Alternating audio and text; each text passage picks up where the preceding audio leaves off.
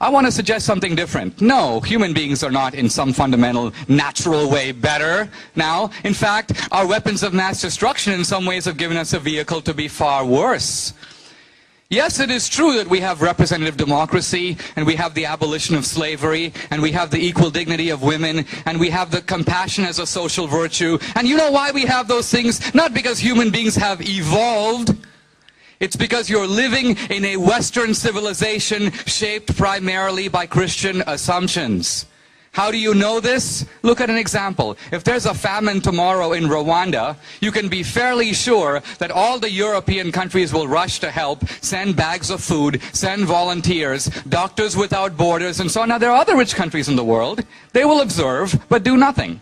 And why? Because they were raised with the belief I was kind of raised with as a kid, which is an Indian proverb, the tears of strangers are mostly water. Which is to say, to some degree, you look out for your own, by the way, a sound Darwinian principle, but you don't necessarily have any common ground with strangers who don't share anything with you. So the point here is, even the European countries that are secular will act in a Christian way. And why? For the reason given by Nietzsche. You can kill God, but you still, at least for a time, have a Christian civilization formed on Christian assumptions. It was those same assumptions that produced the only anti-slavery movement the world has ever known. It was the Quakers and the evangelical Christians who said we are created equal in the eyes of God, and therefore no man has the right to rule another without consent. All right. I want to now say a word about, well, just a word about toxic religion. Because that was really the main thrust of Dan's opening presentation. We need to have this education because young people need to learn about toxic religion. And all I'm trying to argue, and I haven't seen it really contested, is that religion is greatly blamed for things, even today, that have very little to do with religion. Oh, but what about the Israelis and the Palestinians? Oh, what about the Shia and the Sunni? What about Northern Ireland? What about in the Balkans? What about the Hindus and the Muslims in Kashmir? Okay, what about those people? Why are the Israelis and the Palestinians fighting? Are they fighting about religion? Are the Israelis saying Moses was a greater prophet? And the Palestinians, no, it was Muhammad who was the greater prophet. No, they are fighting over land. Why are the Hindus and Muslims fighting? They are fighting over Kashmir.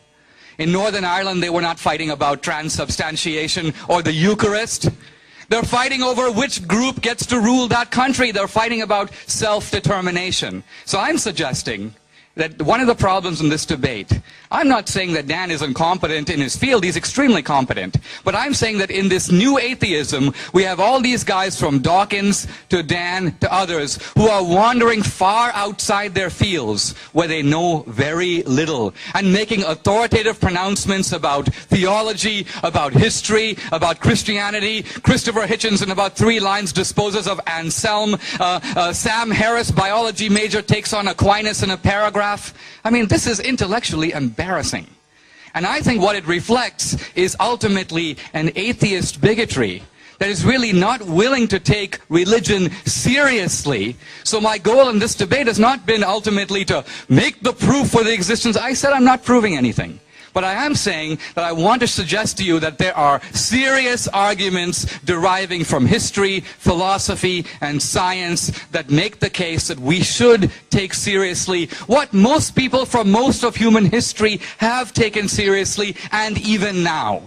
So ultimately, this provincial, you may say, northeastern atheism of the academy that snickers at the whole world as being a bunch of idiots, I mean, is this the kind of elitism you want to have in the university where you don't take seriously the way other people experience the world? I mean, consider religion. Let me give you an analogy and I'll close on that. Let's say, for example, I was accused of a crime. I'm accused of killing somebody. I know I didn't do it. I come into court and Dan produces 5 pieces of evidence that say, here is the external evidence that you did it. Now, am I supposed to agree with that evidence, even though I know I didn't do it? In other words, my inward experience is of innocence. The external evidence as laid out is in front of me. All I'm saying is religious people experience the world and experience God as very real in their lives. It's no answer to them to say, well, we can find a guy who saw a UFO. Well, you produce 2/3 of people on the planet who see UFOs on a daily basis since the beginning of time, and I'll take those people seriously. So I'm suggesting that academically, we shouldn't think ourselves superior to everyone else. If you approached any other subject like race relations, imagine if I started making jokes and producing little quips about slaves with funny names and so on, you'd be appalled. And if I said that should be required teaching in the curriculum. After all, people have had very interesting attitudes toward race relations over the centuries. This is not intellectually serious. So to answer Dan's question, I agree with the spirit of his proposal. I just don't want him to be the guy doing it. Thank you.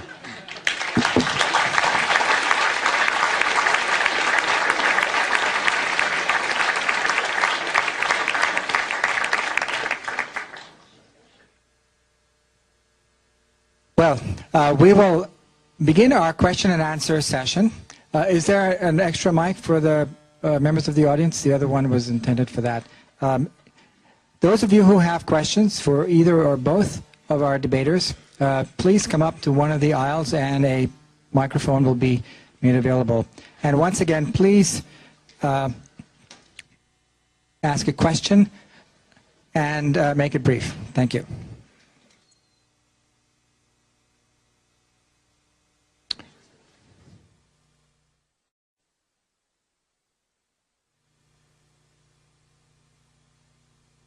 Yes. Hi. Hi. I would like to ask Dinesh a question about Occam's razor. You mentioned that the Darwinian concept of Occam's razor is less simpler than the creator and creator argument. But isn't that kind of a circular argument? What if there was a creator, then who created the creator, and who created the creator that created the creator, and so on and so forth? The question is about if we have a creation and we can posit a creator, who made that guy? And that's a good question. I want to answer it this way. I want to begin with a short analogy, if I may. Think of the universe as a novel. In other words, think of the universe as structured in terms of plot, narrative, characters, and so on.